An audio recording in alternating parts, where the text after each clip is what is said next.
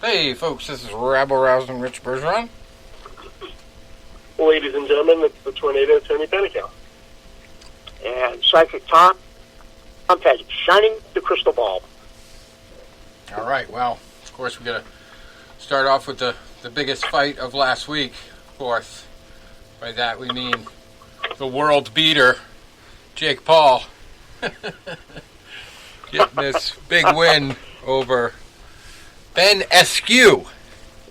I don't know if you know, he changed his name before the fight. Apparently, that's what. Yeah, I like that pronunciation. That was hilarious.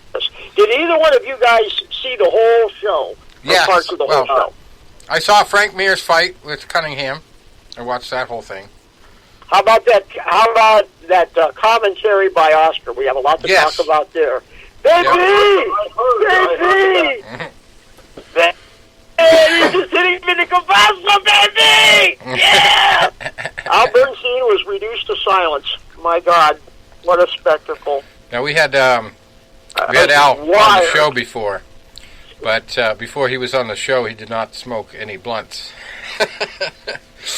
But apparently, somebody outed him on the show, on the air, for smoking a blunt with Snoop. So much about it. So Al apparently was high, officially, and they kept asking him questions about, commentating while he was high. And he said, "Oh, this is the first time I've ever done it."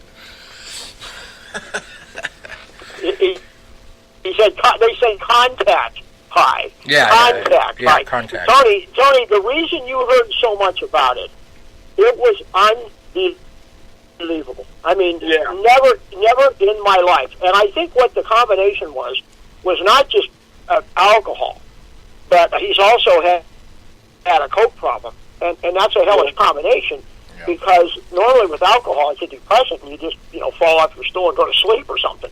Right. But the coke, or whatever it was, and, his eyes were just bulging. And it was just, Cunningham gets in the ring, and he's saying, USSR, baby, USSR. Yeah. No, it's USS. Cunningham was in Davy. And he was saying USSF. Right. He kept screwing that up left and right.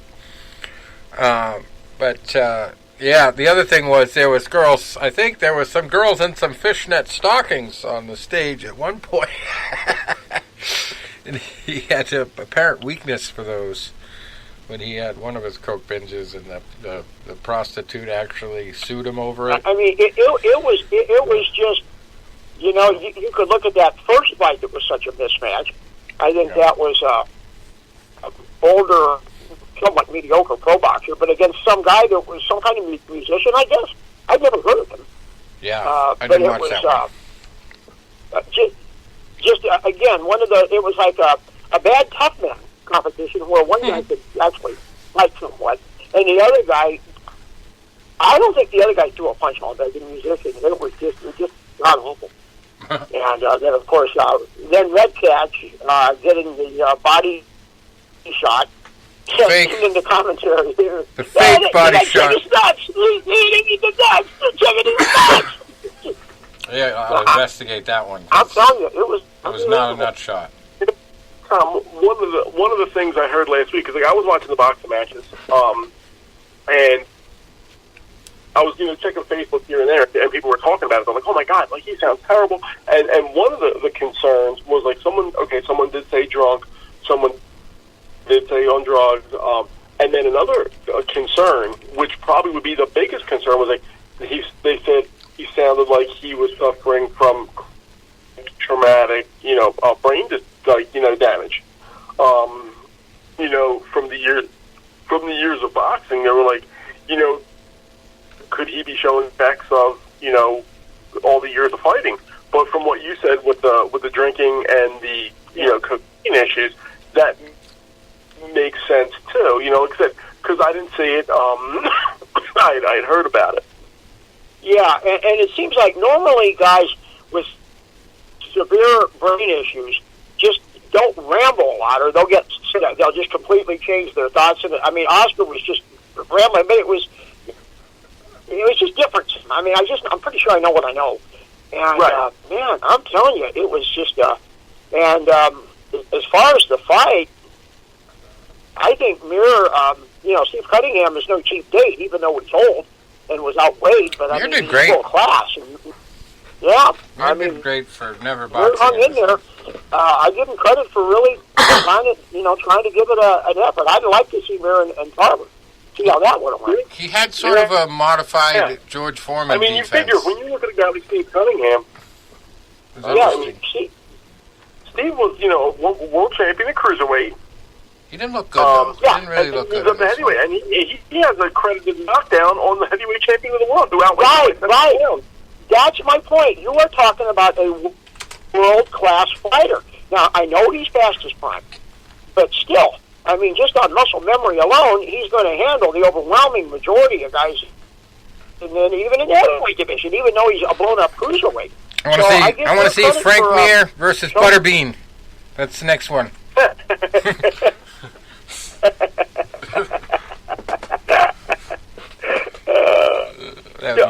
never got the answer on this. I follow a lot of these boxing Facebook posts, and one of them was, can you name the first boxer that weighed in at like a certain amount? And it had, and I didn't get to really read any of the answers on it, but here's where I was going to ask you, because I can't recall any on the last. So it goes, the first boxer that weighed in at 300 pounds, the first professional boxer that weighed in at 400 pounds, and then someone said the first professional boxer that weighed in at 500 pounds. Now, I know 300, you have Butterbean, his whole career was, the lowest I think he ever was 307.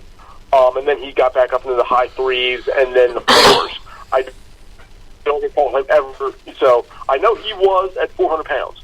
I don't recall him ever getting to 5. And can you think of any professional boxer that was 500 pounds? No. Not off the top of my head. Must be in a foreign country. Yeah. Like I said, maybe it was a guy over in Japan that was a sumo wrestler. Exactly, Tony. That's the first thing that came to my mind. Like in Pride, they used to mix these guys up, and they wanted free kill fights. Now in the UFC, we've had a guy over 6 bills. Yeah. And he just died. That was that was UFC. 2 years ago, right? Something like that. No. This was in UFC 3. Emmanuel Yarbrough. He just died. He was from New Jersey. He just died recently. Right. In the last couple of years. And he fought a guy. It was a it was an educational fight. He fought this guy Keith Hackney, who was a Kempo karate guy. He didn't do that anymore. And Yarbrough almost got him down, but then Keith hit him with a slap, just a big overhand, open hand slap, and it knocked Yarbrough down, and he was just a turtle on his back and got beat up on the ground. Because, with Yarbrough being from New Jersey, they had done a feature on him in the Philadelphia newspaper about 15 years ago. And because I remember they showed it on there, they're like Emmanuel Tiny Yarbrough, and he was around, at the time, around 700 and something, like 725 or something. And then, Emmanuel Tiny Yarbrough. And they were talking, about, because he was talking about guys on the Philadelphia Eagles. He was like, someone could possibly make it as a sumo.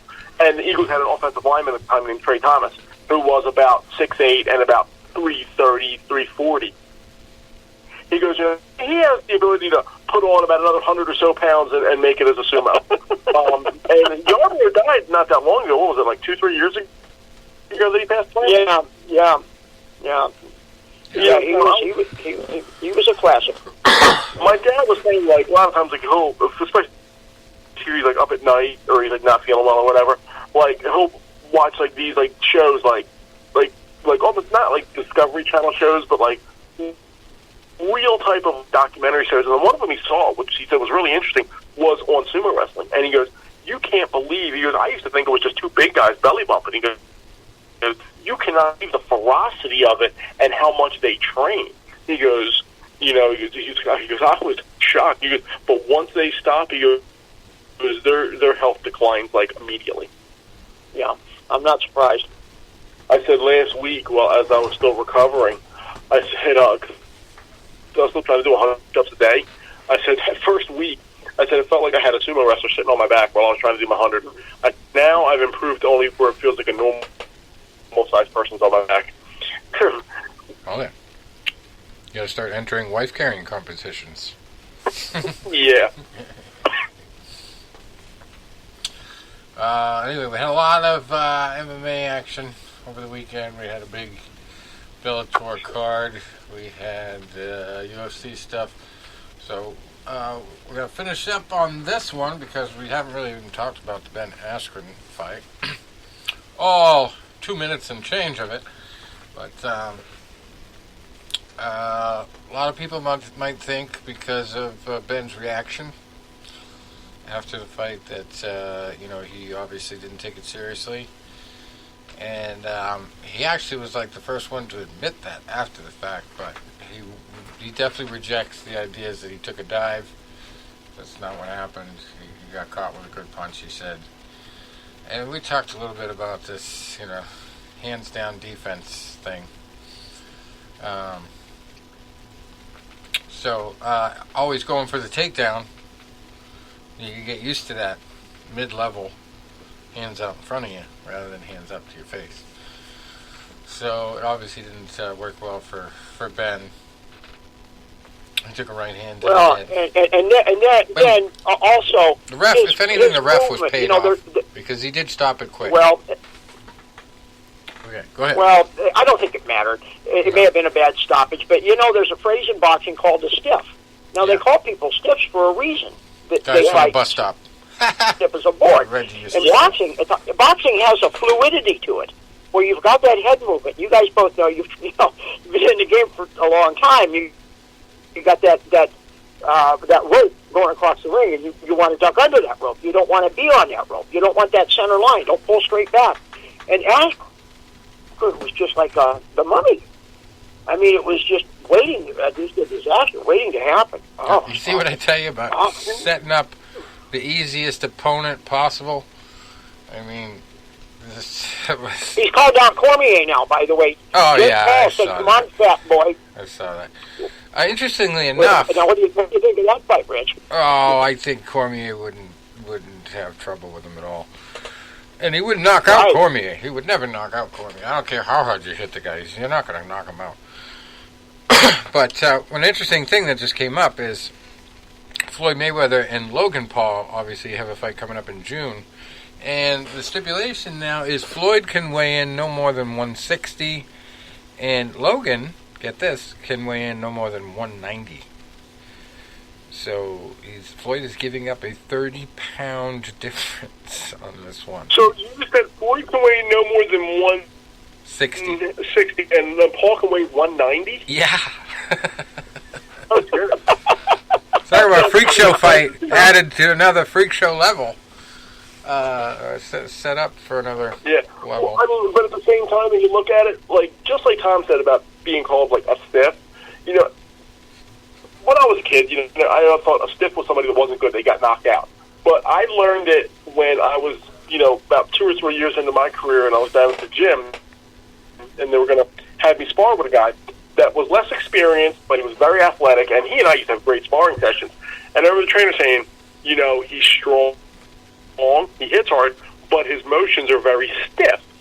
And then that made sense. And he goes, when you're in there with him, he goes, you're going to want to use, just like Tom said, some of your fluidity, use your feint, use the jab to set up a punch, fake your jab and hook, use your superior experience, and your smoothness and your boxing ability, because this guy, he's herky-jerky. And that's, and I really, really understood. I went to a fight 15 years ago, and I knew the one guy fight, and he come up from the tough man competition. And he was fighting a guy that was an experienced boxer. And I remember when they got in the ring, and the boxer, the experienced boxer, I knew him as well because I covered some of his fights. When he came out there and was very aggressive, this other guy, when he would throw his jab, he looked like his whole body was having a dry heat. He was throwing his jab, and everything was so tight. I mean, he was wound tighter than a spring. And eventually he got caught and got knocked out. But I was like, wow, he was stiff as shit, that's when it made sense to me. Yeah. Just awful scenario. And, Ben was saying afterwards, it's no big deal. He's going back to his regular life. But, if you let people down, half a and million. he did leave, it went, maybe more. I mean, I heard also there would be a percentage of the pay-per-view. Who knows? But the point is, I remember losing a fight in high school. And it was my fault. I mean, I just couldn't seem to get myself on track. But no one wanted to fight this guy. He was really obnoxious. And he just really, that's why I talk about this head stuff so much. I mean, we had a good crowd in the alley watching, and I just couldn't, he just got to me psychologically. Yeah. And I still think, it was like 56 years ago, and it still bothered me. I know I let a lot of people down, and that was nothing compared to what Ben had to the whole go through. I mean, the whole mixed martial arts community get better and never be psyched out again. But and actually, I mean, Ben just... It reminded me a lot of the Floyd Mayweather situation because, when Floyd Mayweather fought Conor McGregor, Conor McGregor had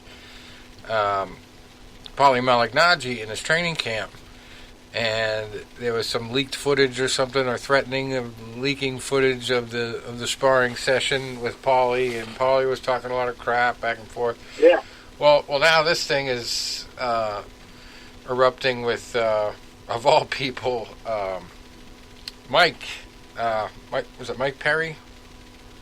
Oh, what's his name? Mike Perry. I guess he's in the. Yeah, mix now. He sparred with Jake Paul supposedly and did pretty well. I mean, according to him, but he's released some footage and everything, and there's definitely people lining up now, which is the interesting part of it, from the MMA community to kind of like try to even the odds here a little bit, because now it's two guys from MMA, although I really wouldn't even count Ben Askren because this was such a freak show fight. But I'm actually watching it right now. Yeah, just so quick. And I can see exactly just saying how stiff he is.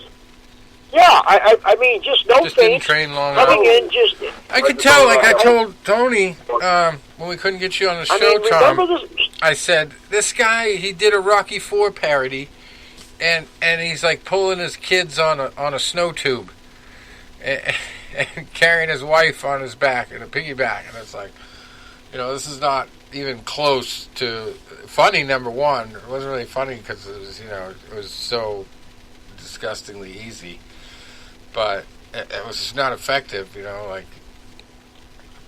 It's definitely. Well, I'll tell you, definitely shows you his mentality a great going point into about this.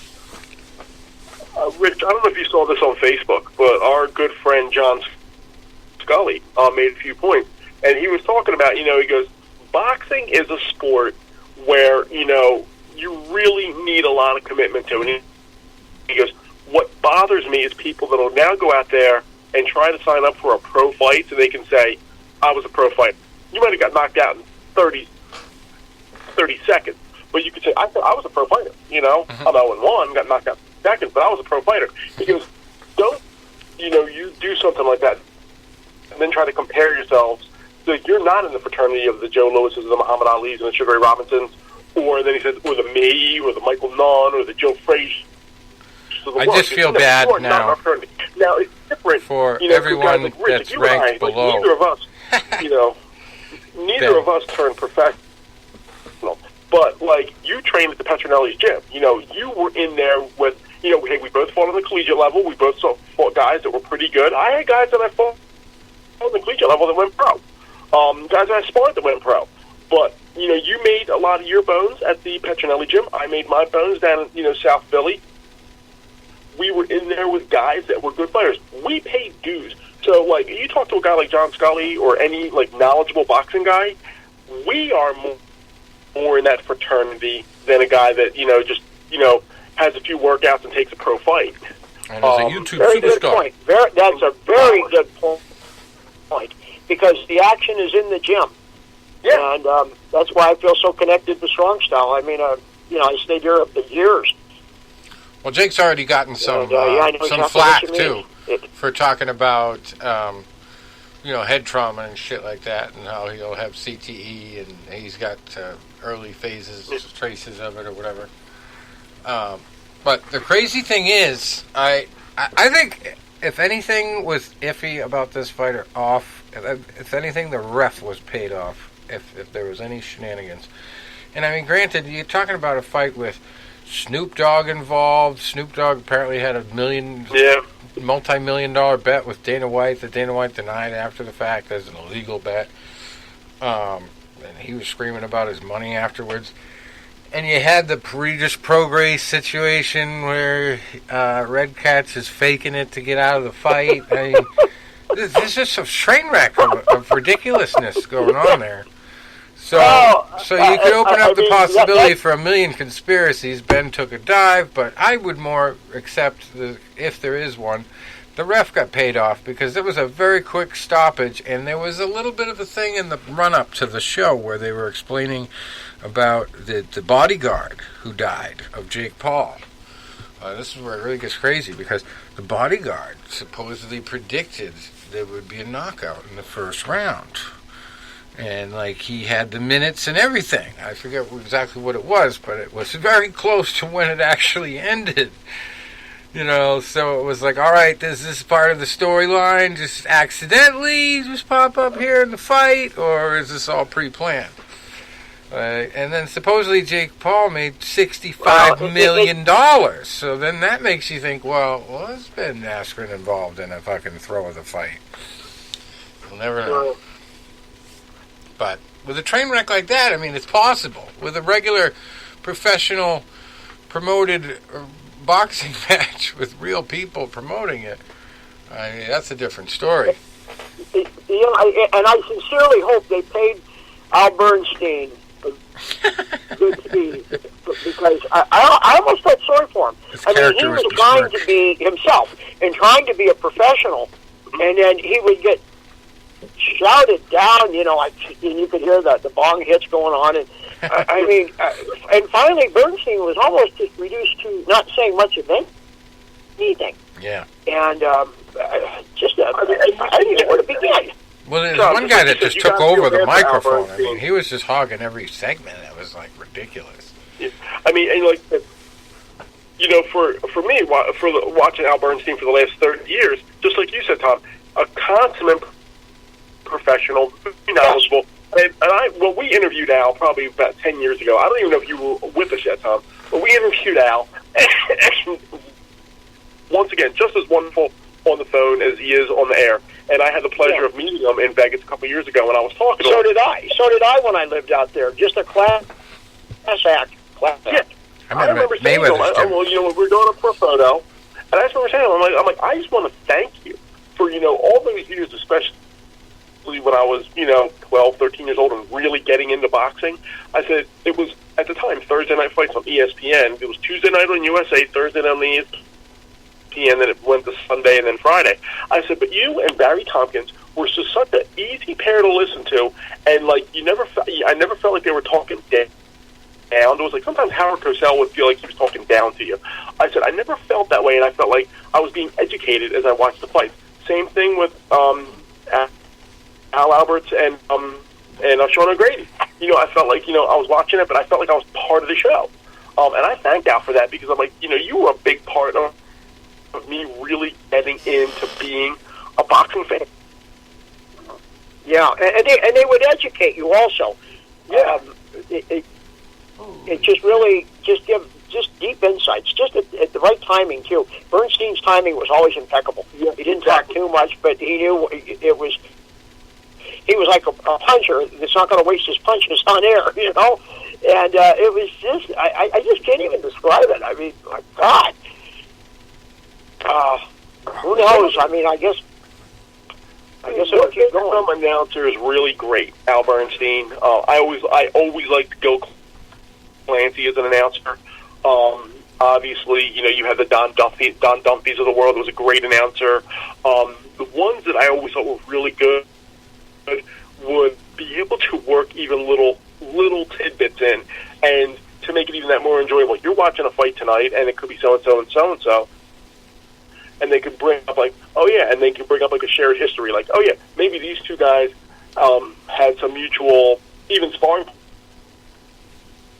partners back in the past, or met each other in the gym before and had some sparring sessions. You know, you hear things like that, where it's like, oh, this guy fought this guy, and he may have struggled against the style, but he is more, you know, more apt to fight his opponent's style, and it's going to give you a better fight. You hear those little things, and that makes it, you know, it gives it a lot more texture to it. It makes the atmosphere more rich, at least in my eyes. Sure. Well, in addition to the... how about the regular boxing on Fox? How about that?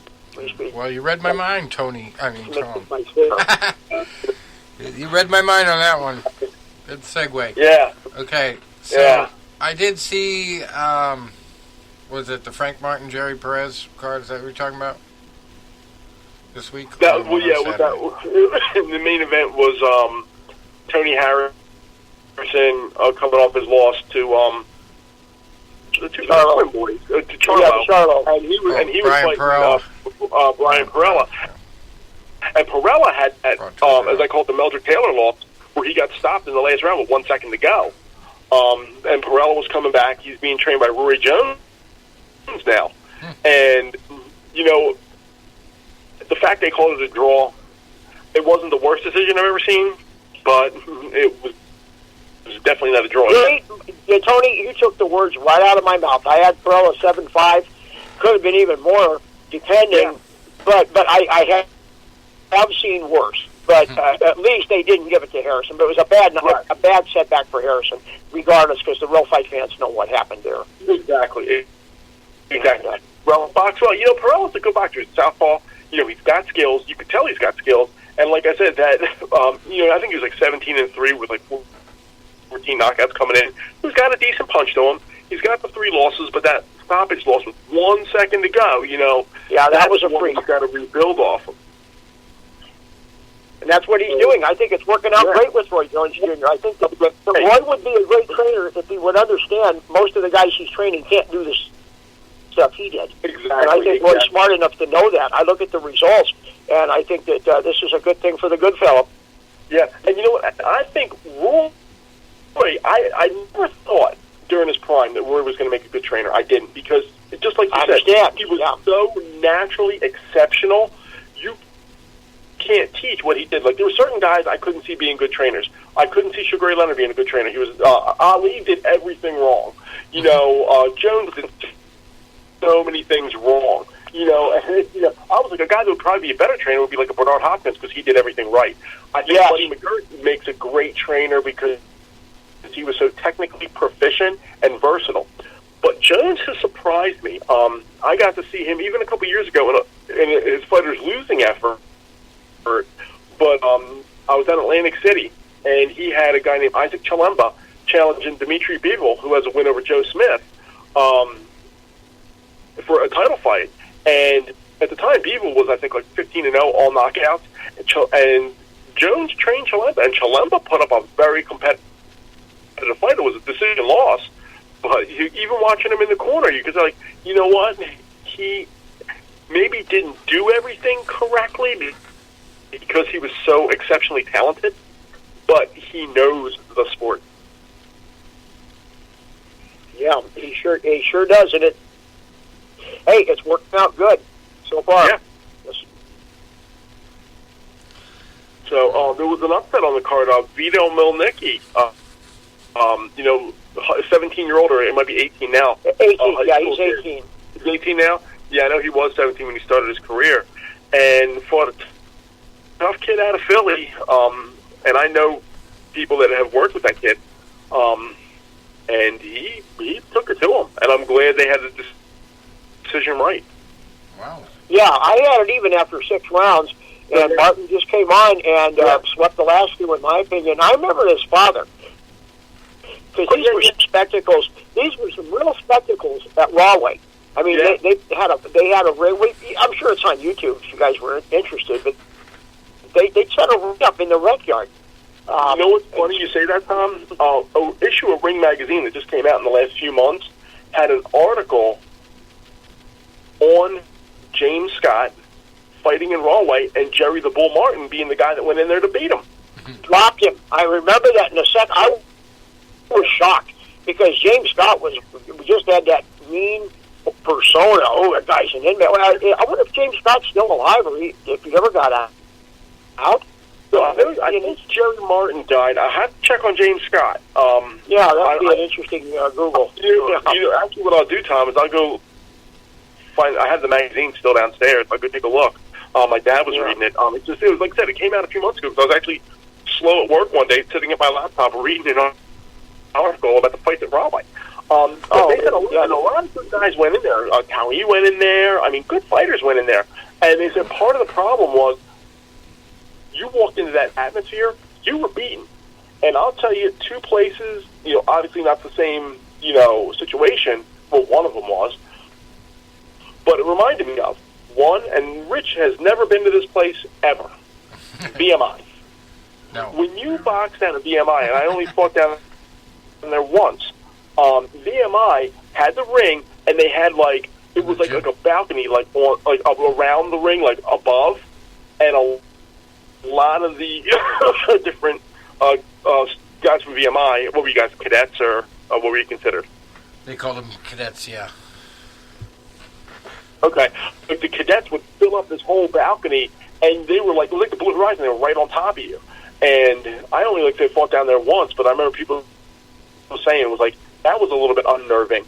And then, of course, when I was 18 and I went to Rockview State Penitentiary to spar with the inmates, and you were walking into the ring, and these guys were yelling at you and they're making kissing sounds at you. You're walking dude, I'm going to get killed, and then the guy's going to, rape my corpse.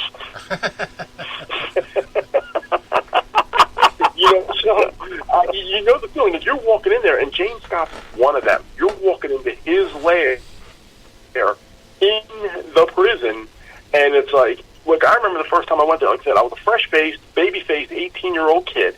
I'm going into this prison, and you're walking through, and they're okay, they're patting you down, they're taking your belongings. It was like they were taking you in like you were going to be an inmate. And Coach Cooper was there, and he was just trying to calm us down and everything, because most of us were a couple freshmen, I think maybe one or two upperclassmen. And I'm like, oh shit, they're taking my stuff and whatever. And you're walking through these gates, and they're closing things behind you. You're like, shit, what's going on here? You were by the time you got in the ring, it's your knees were shaking, man. Well, yeah, I think the worst place I fought was Kentucky. They had this shitty setup for a ring, and that was where I fought the infamous Jesse Bond. Yep. Elbowed me in the head. And the ref you fought down there a couple times. Take points. That was one of my two losses. The other one was Michael Jordan. Yeah, I think that weekend they had the show in Kentucky, not the Nationals. Where the hell was I that weekend? Either I was fighting at a different card, or there was a rare weekend they gave me off. Yeah. It was me, and Coach Cooper would still tell you, he's I was one of Dr. Cox's most reliable guys, and I was I always didn't win, but I always put on a good show, and I was always tough. And I was durable. So there'd be times I would fight down at Richmond on a Monday, and for the Richmond show, and then I'm going to fight the following Monday in Manhattan at the New York Athletic Center big show. So he'd be like, "Hey Tone, can you take a fight on Saturday?" I'm like, "You got me going from this major show on a Monday to another major show on a Monday, and you want me to take an exhibition 2 days before the second fight?" I'm like, "Yeah, I'll do it, But then I'm stepping into a fight, and the guy I was fighting, his name was Glenn Miller. Glenn Miller, had 2 or 3 amateur fights, and they wanted to, gauge his ability, to see if he would be too experienced to come in the collegiate ranks. Because at the time, if you had so many amateur fights, they didn't want you coming in and going right into the novice class or whatever. So they're like, Tony, will you go a few rounds with this guy and kind of like gauge like where he is? I'm like, yeah, but I'm like, at the same time, I'm like, I don't give a shit about this. It's an exhibition to me. Like Apollo Creed with Ivan Drago, it's an exhibition to me.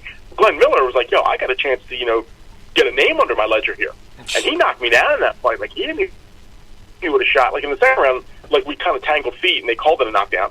The third round, he caught me with a right hand, and he knocked me down. And I got up, and I remember Dr. Cox looking at me like, oh, fuck, I got this guy in a fight in 2 days. And he was going to call off the exhibition, but then my competitive juices kicked in, and my dad's like, do you remember what you said? I'm like, no. He goes, you looked at Dr. Cox, and you stop this fucking fight. Because then you looked at the opposing coach, and you stuck your tongue out and winked at him.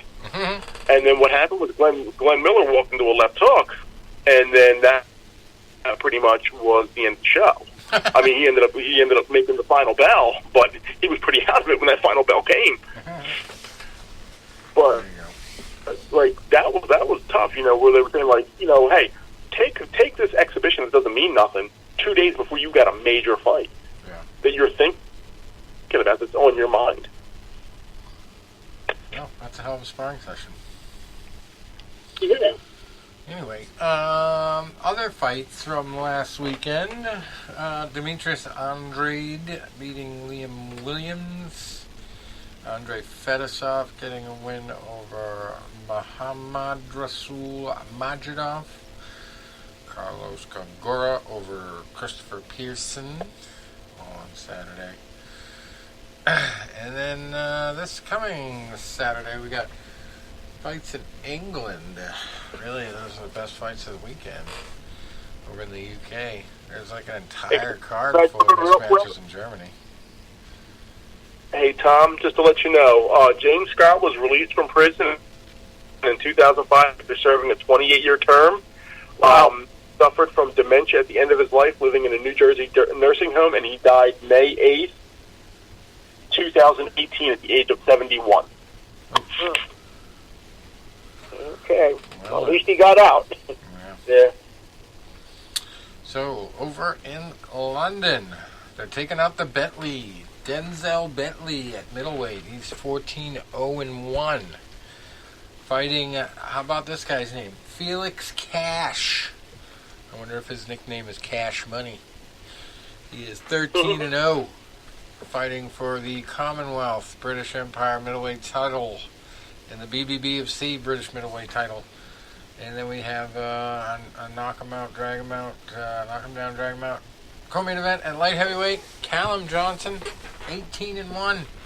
Fighting Emil Markic, has a lot more experience, 32-2 for the vacant WBO global heavyweight title, light heavyweight title, global now.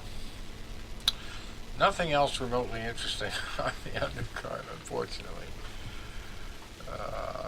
All people with less than 5 fights, really, except for one fight. So we go to, let's see, Kentucky. No, there are fights in Kentucky, believe it or not. But Florida here, Kissimmee, Florida. There's another interesting fight here. Featherweights, Emmanuel Navarrete, 32-1, fighting Christopher Diaz, who is 26-2. That one's for a title too. The WBO World Featherweight title. And then you got not the Jesus fight of the week, but the Joe Sway fight of the week. Joe Sway Vargas here, 18-1. Probably mispronouncing that first name. He's fighting Willie Shaw, who is 13-2. Also, a pretty decent fight on the undercard here with Edgar Berlanga, undefeated at 16-0, fighting Demond Nicholson, who is 23-3-1. Not just 16-0, Rich, but what else? 16-0, all knockouts, right? 16 first-round knockout. Yeah. Yeah, 16 first-round knockout. First round knockout. So he's going to break a record. He's going to break some kind of record. I'll tell you, who just said they would like to fight him was Jesse Hart out of Philadelphia. Because Jesse Hart says, he's got some experience. 16 first-round knockouts. He goes, I'll step up and test him. All right, let's find our Jesus fight of the week. Jesus. kind of funny, not so And it looks funny. like Gary the Bull Martin is still alive. All right. Only one Jesus fight on Saturday. Can you believe it? In all of boxing, there's only one. And he will need a miracle. No, not quite. He actually has more wins, but more losses as well. Super lightweight fight. It's the second fight on the card. First one's a walkover at cruiserweight. Super lightweight here. Jesus Lopez Perez, 6-14-2, fighting Gerardo Martinez Dominguez, who is 5-4-1. And if you wanted to do mismatches of the week, we could go all day. For some reason, they're chock full this week. It's just unreal how many of them there are. Let me just find a good one. This one's leading off the card here in Germany. 7-0-1 Darian Yassar at welterweight fighting Marcin Fichtner, who is 2-29-4. How about that for a mismatch? Then you got, let's see, 26. No, that's actually the only good one on this card in Germany. Super middleweights, Rafael Bajarin, 26-5-1 against Florian Wildenhoff, who is 30-6 with one draw. We got another one on this one. That was pretty bad, though. 2-20. Well, I got 1-0 versus a 2-20. Not that bad. Yeah, let's look at a different card. Oh, yeah, here it is. Another one, also in Germany, Stefani Koikov. He is 10-1 at super middleweight, fighting Edis Dzambas, who is 3-32. And if that's not bad enough for you, at middleweight, in the middle of the card, you got Yunso Arik, who is 32-2, fighting Alexander Kuvak, who is 13-70. 70. Wow. Germany, I don't know what's going on. What's in the water over there? Here's a bad one. Oh, this is a really bad one. Sladen Janjanin on the same German card here. He is 28-7, fighting Edem Hrustik, who is 0-1. 0-1. Also a guy who's 0-23 on the card, but he's fighting a guy who's 1-6, so not that bad. Ridiculous. For one card, though, that many mismatches. Usually that only happens in the UK with these guys who are lifelong opponent types. All right. We got to do some recaps, some MMA fight recaps here. We had Bellator 257 over the weekend, another one on Showtime. And this was a double feature at lightweight. We had light heavyweight, I should say. We had two guys in the light heavyweight tournament. Moving on, Corey Anderson looked like he was cruising towards decision over this young Shamuradov dude, and it ended with a knockout. He punched and elbowed his way to victory there at about 2 minutes and 15 seconds into the third. And his next opponent will be Ryan Bader, and they've actually trained in the past, and Bader was given the opportunity to do color commentary for the fight, and he would not reveal how it went in training. But they had a nice, decent, honorable face-off there, you know, having trained with each other before. They're a little bit familiar with each other, so that should be interesting. But the surprise was Phil Davis really looking very flat in the main event against Vadim Nemkov. It's just 13-2, but boy, he's got a lot of basic skills and good instincts, and Phil he had a Czech Congo night, you know, all that. Yeah, there's just physique, something missing no in that dynamics. package. I mean, you know he's in good shape. He's got the wrestling pedigree. He's picked up the stand-up game. Something is missing. Yeah. I don't know what. Maybe the mindset. What do you think? No fire. There was no fire in his shots. There was no urgency. Yeah. Vadim found it easy to not only frustrate him, but wear him down and you know, pick up his weaknesses and then just, you know, there's just that the reach advantage that he had, he didn't use it. Didn't use it at all. Didn't throw enough kicks. Head kicks, I thought, was really the only thing that was going to make the difference in the later rounds. And he was... Vadim was leaving himself open for so many of them. And Phil was just, trying to do body kicks here and there, leg kick here and there, but never really going up any higher than that. And he needed a knockout. Going into those last 2 rounds. He was definitely not looking good. No fire, no killer instinct. So that was just kind of, it happens to a lot of guys, though, that they're the face of the organization for a long time, and then they kind of go into obscurity, and every fight becomes a desperate claw to get back in the mix. And then, now you're already in, like, the feeder league, technically, for the UFC still. They're competing a little bit better now, but it's still second fiddle to the UFC, so, like, once you're obscure in that league, like, you're fighting on local circuits if you get thrown out of there. So, yeah, this is tough to see people that were so great before kind of slip. But Phil will be back. He'll figure it out, I'm sure. He'll be back in the mix. But Vadim Nemkov and Corey Anderson move on. We also had Vicha Archiega beating Desiree Yanez by a majority decision. That was an interesting scrap there. Paul Daly and Sabah Homasi. Boy, they had the kind of crazy round that has a guy like Mauro Ranallo having to resort to the metaphor of it was a Dickensian round, he said. It was the best of times, it was the worst of times. Paul won the fight in the second round by TKO, but just had an incredible chin to weather the kind of storm that he did in the first round. Just absolutely looked close to getting creamed, knocked out of there for good, and hung on and just tore up Sabah Homasi, wore him right down in the second, and it was incredible. It was probably the best fight of the night that I saw. Julia Budd before that beating Diana Silva by split decision. Julius Anglikas over Gregory Milliard by unanimous decision before that. Steve Mowry over Sean Asher by TKO, 55 seconds into the first. And we won't go through the rest of them.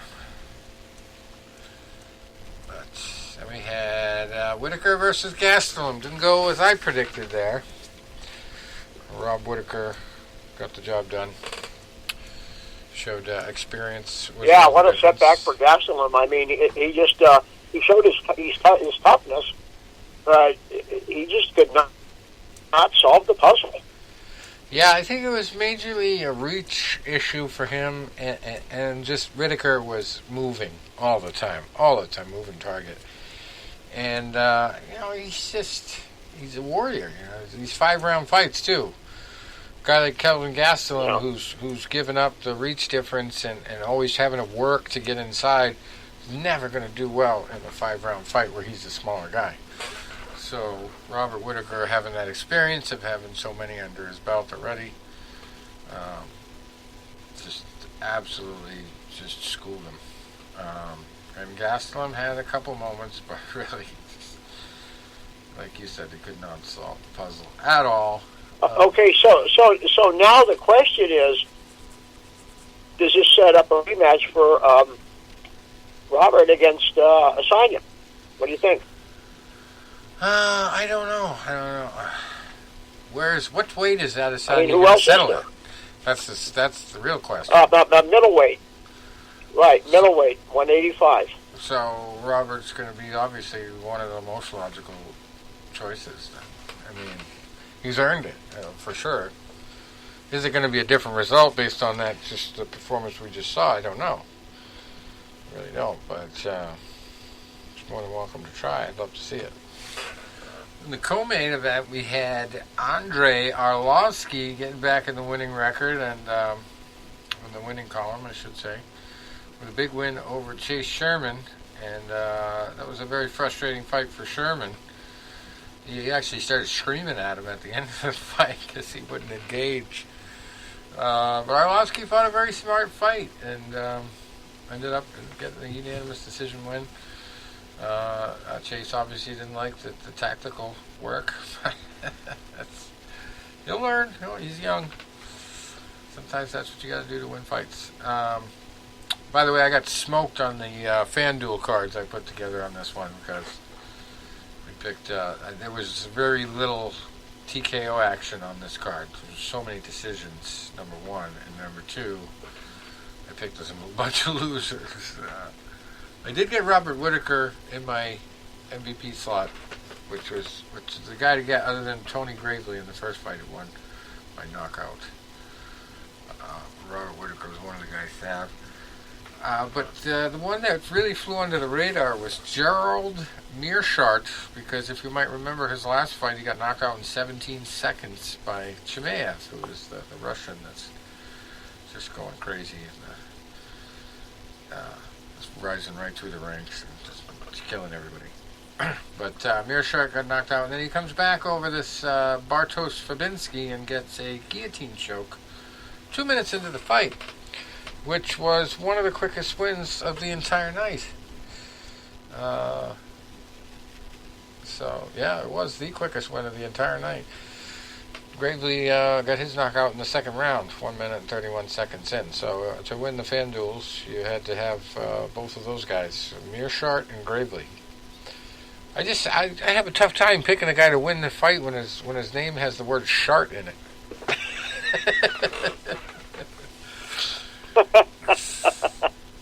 Yeah, it's rough. Sometimes that factors into your betting decisions when it shouldn't. But I did pick Jessica Penne to beat Lupita Godinez. That was one of my good predictions because she was cheap money. But it wasn't by knockout or anything. She just didn't have the power to do that. But boy, that was a crazy fight. Penne had come back after a long layoff, and Godinez was undefeated. But boy, it's just an ugly situation. Came down to wrestling. Jessica just was able to get some takedowns at some key spots. That's just ugly fight. Alexander Romanoff over Juan Espino. That was another one I got wrong. I picked Juan Espino, and this was a bad one. It was a technical decision, a split decision, and Alexander Romanoff quit after he got kicked in the balls. Okay, and Espino was just about to knock him out if he had recovered. You know, Espino probably would have TKO'd him or at least knocked him down again with like, you know, punches, because Romanoff was exhausted, but he claimed that he couldn't lift his leg because his nuts hurt so bad. So he called the fight off. And they went to the cards because, you know, after a certain point in the fight, they go to the cards in MMA. I'd never seen this happen, by the way. And it was given to Alexander Romanoff by decision. I don't know. And it was more of a wrestling match than anything. And I did not watch the first round, I will admit. I was in the kitchen listening to it. But I remember the announcer talking about Juan Espino having control through most of the second half of the round. He was using his wrestling. Second round, I thought he won hands down. And then the third round, he was definitely winning. He was on the advantage. He had the guy up against the cage when the knee happened. And then Romanoff laid there for like an hour before they decided to call the fight. They brought the doctor out, and they needed a translator. And he finally tells him he can't continue. But, yeah. I don't know. They keep giving Aljamain Sterling shit for the way he won his fight. Maybe it's because it was for a title, but Jesus. Romanoff, I would not be proud of that if I was him, winning a fight that way. One guy did pick right, but he didn't win by dynamic, knockout or submission or anything. Luis Pena. Yeah, I like his style when he has it together, but he took him a long time to get it together for this fight against Alex Munoz, who was kind of a bull in there, just rushing forward a lot and then, trying to get stuff done and just being frustrated when he couldn't. But Pena kind of set the tone a little bit early, slipped a little bit in the middle, and then picked it back up in the third, and was just a sharper fighter. He got his rhythm and range down towards the end of the third and was really landing some good shots. But definitely still a lot to learn. Very poor defense at a lot of spots. I thought he could, he could have got to that rhythm point pretty, quicker. But he did have some ring rust, he admitted to after the fight.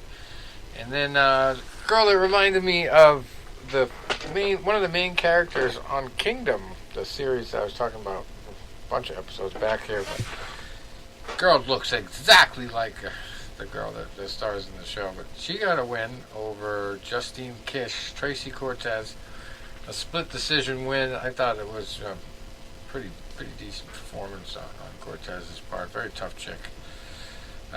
Jacob Malkoun losing to Abdul Razak Hassan by unanimous decision. That was another one I got wrong. I had Al Hassan there. Yeah, just a tough one to predict, this card. So we don't have Bellator this week. Bellator's got a week off. They're coming back, I believe, either the 1st of May or the next following week, the 7th, with that light heavyweight tournament continuing. I think on both cards, maybe on just one of them.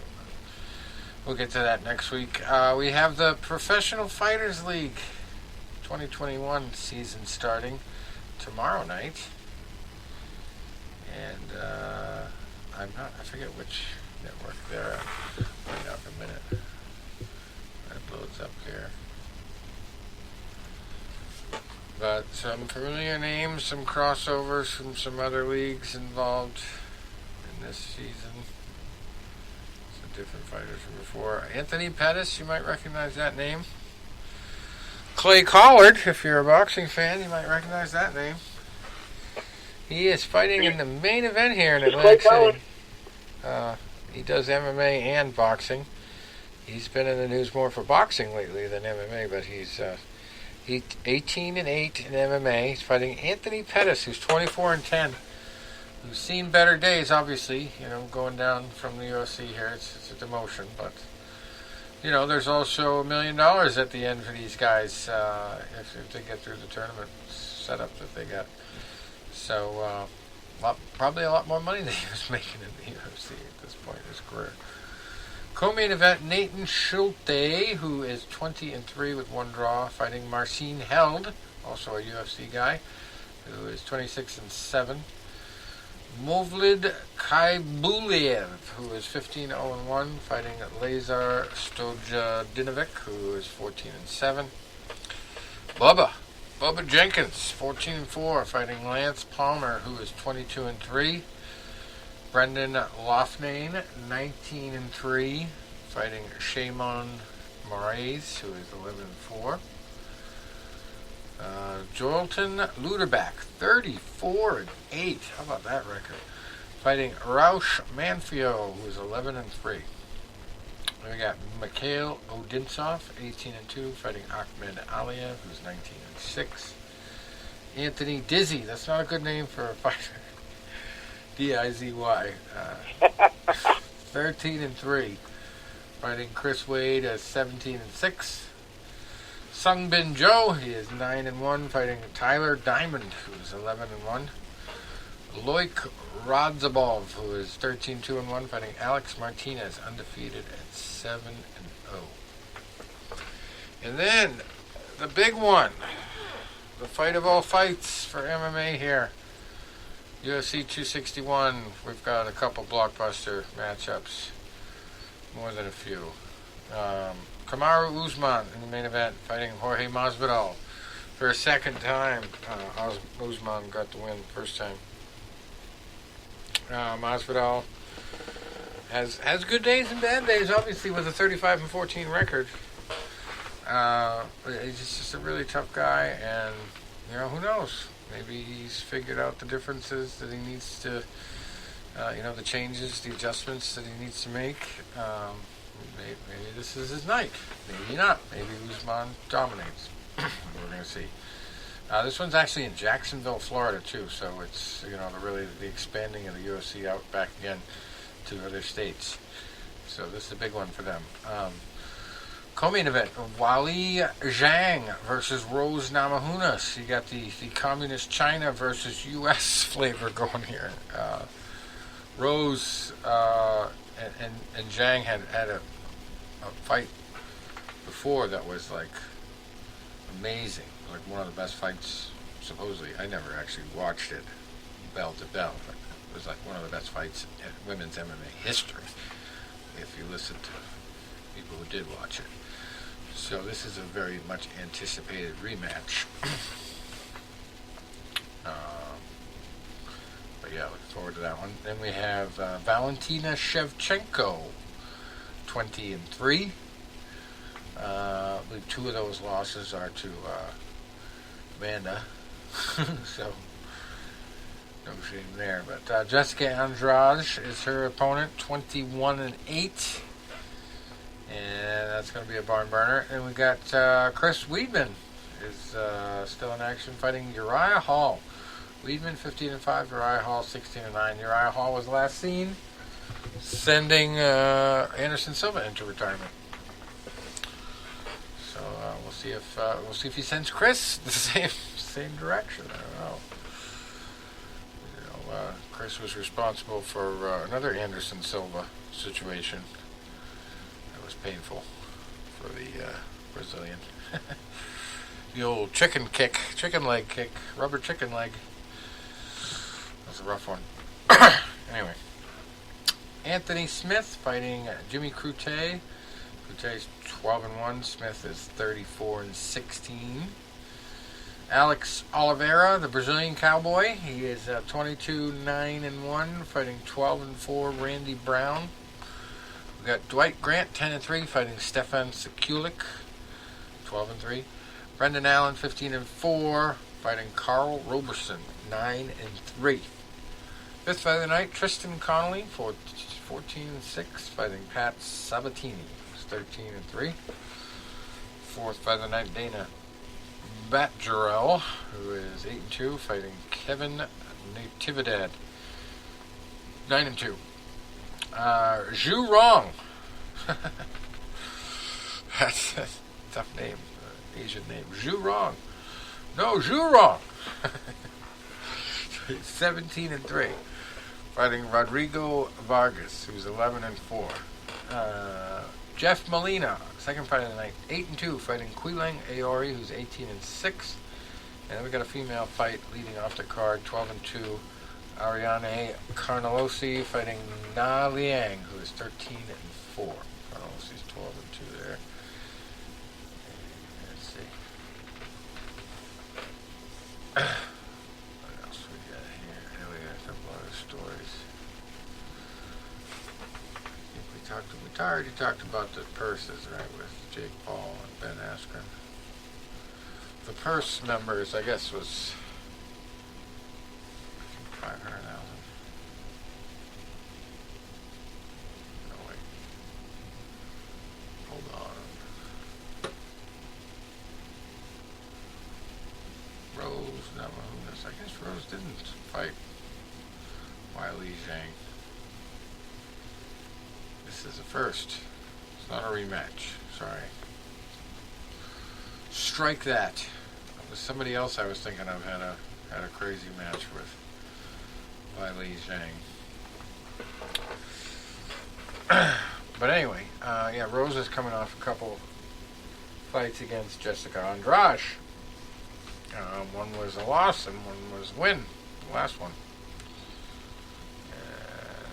So, this should be a good fight for her. See where she's at. Anyway, as I was talking about the Jake Paul situation there.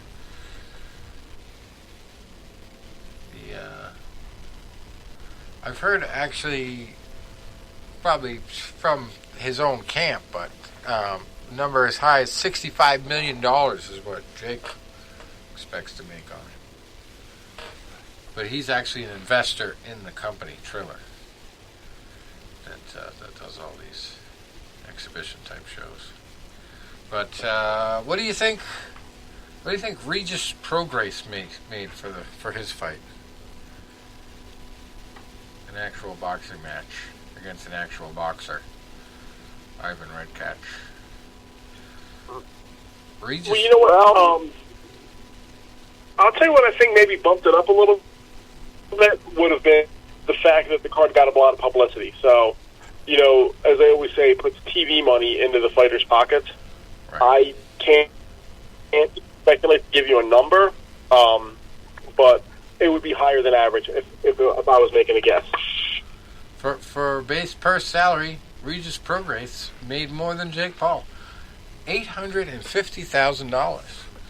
Wow. Ivan Redcatch, his purse was $250,000. Jake Paul made $690,000. Plus, obviously, you know, on top of that, money for the pay-per-views and all that. Ben Askren, $500,000. Steve Cunningham got ripped off, $150,000. Total rip-off. I hope he got some kind of win bonus. Frank Mir, losing, made $350,000. I think the artist, the singer you were talking about, Tom, Raycon, I guess is his name. Yeah. What'd he make? He made $80,000. Oh my God! Imagine like the 4-round fighters out there who start as nothings, you know, but have an amateur record, and they go in there and they make $10,000, and then they have to look at this guy make $80,000. No experience, $80,000. Ah. I guess they're paying for his reputation, though, you know, as a singer or whatever. Well, yeah, I guess so, because it was shit. They weren't paying for his fighting skills. I mean, I'd seen better at Pac-Man. Yeah. To give a good example, okay, you go like obviously, you know, we know I'm a big professional wrestling fan. So a lot of times when they get ready for like the big marquee event, and this has been going back for years. I remember the very first WrestleMania back in 1985. They brought in Mr. T, and Mr. T got paid a shitload of money, more than most of the other guys did, because they were using him to kind of sell the event, like teaming up with Hulk Hogan, and guys like Roddy Piper hated him. They wanted to beat the shit out of him. And it was like, and the plus side was, by this guy's presence, even though he's making a lot of money, he's helping sell the event, which is in turn going to make you a lot of money. So whether you hate him or not, you gotta say, you know what, I gotta put up with the guy's bullshit, because in the long run, it's going to help me, and if it helps sell our and make future, you know, attractions, we're going to make more money in the long run. So if you get on a card like that, and this guy helps sell and bring an audience in, and somebody sees a guy like a Steve Cunningham, even though he's, you know, pretty much in the twilight of his career, or they see a Regis Prograis, they see these guys and they're like, you know what, wow, this guy was pretty good, you know, I wouldn't mind seeing him again, and then they find that he's on another card, well, maybe that helped, you know, his marketability going forward. Yeah. And I always say, it's like just for argument's sake, 2 years ago, I go out to Las Vegas for the Canelo Alvarez fight. Canelo Alvarez, Danny Jacobs. And it was a good 6 hours of fights that day. 3 hours televised, about 3 hours non-televised. And anybody that was fighting on that card, even the two guys that walked to the ring with, you know, next to no audience there, and they fought a 6-round fight. You know, the fact that they got on a Canelo Alvarez pay-per-view card, even though it was non-televised, you had all that DAZN money kicking in, and, you know, basically all that contract money, that De La Hoya Golden Boy money kicking in. So for that 6-round fight, where they normally might have caught, you know, a couple thousand, they might have tripled that. People say to me sometimes, they say, well, what does a guy make for a professional fight? And I said, well, it all depends. You go down to a local fight card at, you know, Blue Horizon back in the day, or the, you know, the 2300 Arena now. I said, these guys, especially the preliminary fighters, might be only making a couple bucks a round. So if there's 4 rounds, they might make $700 or $600, and they got to pay their trainers and shit. But I said, if that fight card is televised by ESPN or somewhere, they can pretty much double that because of the fact that they have the network putting money into it. Yeah.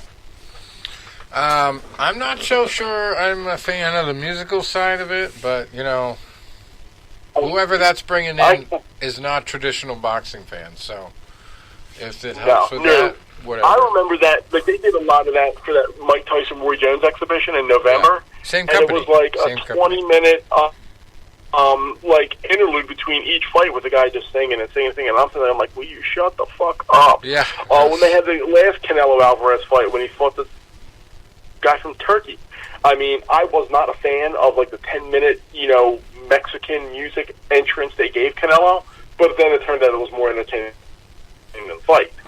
But I was like sitting there, I'm like, dude, will you just walk to the goddamn ring? Let's go. You ever see Sugar Ray Robinson doing that, or Joe Louis? No. Yeah, they also interrupted the broadcast to bring a whole story on slap fighting into the picture, which is crazy. I mean, it's ridiculous. This guy got knocked out or whatever at the end, but Pete Davidson was involved. He was on a Saturday Night Live guy. But this was just craziness the way they had it set up, and after the Jake Paul fight, one of my favorite moments was when Snoop Dogg starts yelling, "Where's my fucking money, Dana White? Where's my motherfucking money? My $2 million," he goes. He thinks he got $2 million coming to him from Dana White. And of course, you know, Dana knows the gambling rules. He says, "Oh no, that's an illegal bet. I would never make that bet. I never accepted it. I just said it on a TV show." So anyway, yeah, craziness. But however many millions were made. One of the worst broadcasts that I ever saw, and because it was so much hype, was when they were doing the first season of The Contender back in 2005-ish, I think, and down to the finals, which was Peter Manfredo Jr. and Sergio Mora. And they had the announcers were the two, basically, I don't want to say producers, but the market guys behind the show, which was Sylvester Stallone and Sugar Ray Leonard. So they had Leonard, who was never a great commentator, even on HBO, and I love the guy as a fighter, never really thought much of him as a commentator, and Sylvester Stallone, who was charismatic as hell, but he's, you know, not a real boxer. Now, he might know boxing from osmosis over the last 40-plus years, but he's not a real boxer. So the bell rings, ding, ding, round one, and the whole show had been based on, you know, edited fights. Like, they would show a fight between Manfredo and whoever, and they would, basically, they wouldn't show the whole 6 rounds or however long it was. They would show clips of each round, and if a great punch landed, they might show it in 3 different angles. So you look like you were watching a movie or a television production of a fight. So now you get to the actual fight. All these people that had watched all 10, 12 episodes are now tuning in for this live fight. Most of these people weren't true boxing fans. They were lured in by the Stallone and Sugar Ray Leonard and reality show concept. The fight starts, and it's a normal boxing match. And Stallone and Leonard are like, "Oh my God, they're slugging it out. This is the best fight I've ever seen." I'm like, "Dude, you're 20 seconds into it. It's no Askren hurts." Mm-hmm. You know, they're feeling each other out.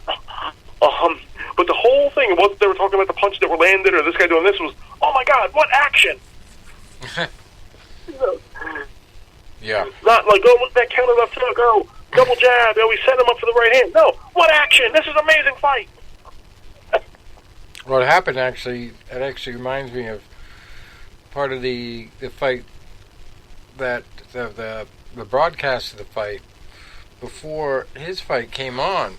I guess Ben Askren was concerned about the broadcast with the scantily clad ladies and the music that was going on, the music videos and the stuff that they were doing like out live. To the point where he was like, you know, I've got a lot of kids watching this, you know, because he's got this big wrestling camp set up, you know, and a lot of his wrestling camp kids are going to be watching. So, you know, and he's a wholesome, religious type of guy, I believe. So that could have put him in a whole bad mood, you know, to start it, because I didn't see it, but he apparently like flipped out live with the producer. They were trying to interview him backstage, and he flipped out about that. That, you know, this is not a kid-friendly environment to be producing alongside the fight game, So that was a whole different aspect I hadn't thought of until then. That, oh, geez, that makes a good point. Sometimes those things should be separated.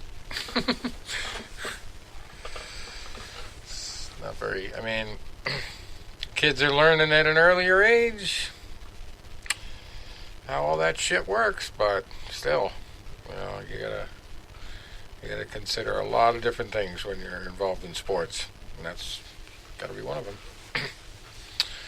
Another thing I wanted to ask you, Tony, Impact Wrestling, they're really working hard to sell their wrestling, because the other day I saw a promo that they did using a freaking John F. Kennedy speech in the background.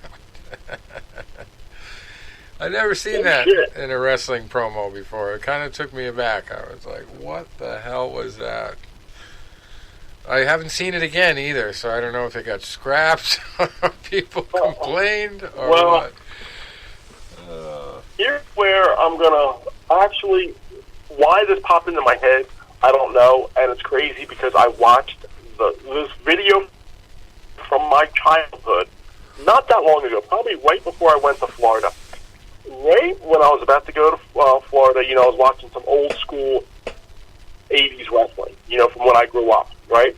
And I was watching the one episode of Saturday Night's Main Event when King Kong Bundy put Hulk Hogan in the hospital.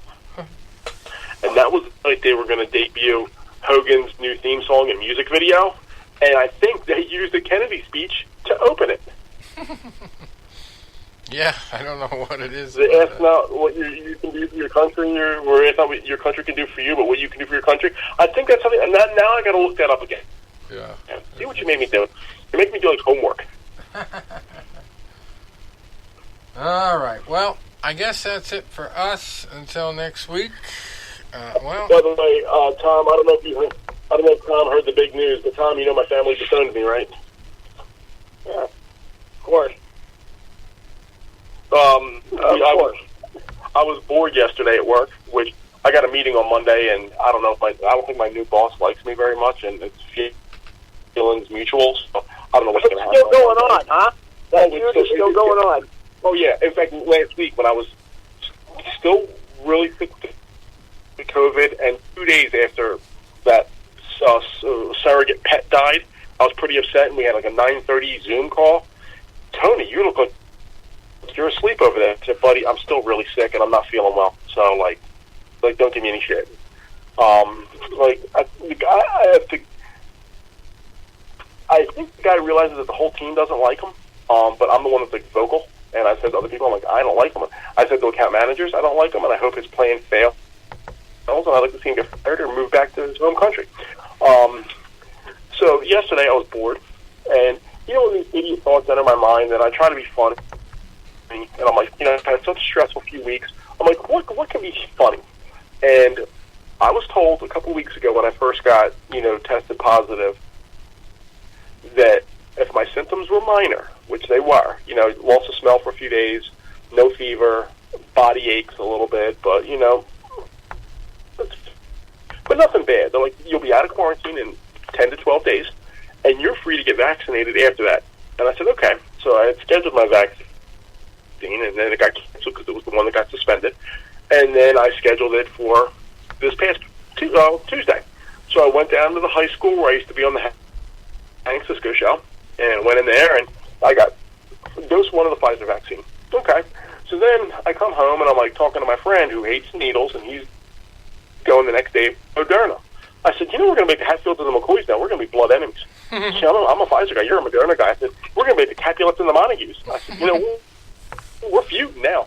I said, families are not going to be split over politics anymore. They're going to be split over vaccine. And I said, I wrote like a whole thing on it. Like, family would be in a house, like, heard you got the vaccine.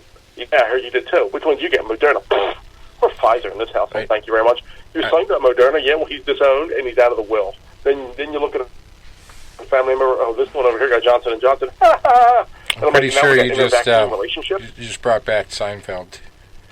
That's the Seinfeld episode right there. Yeah,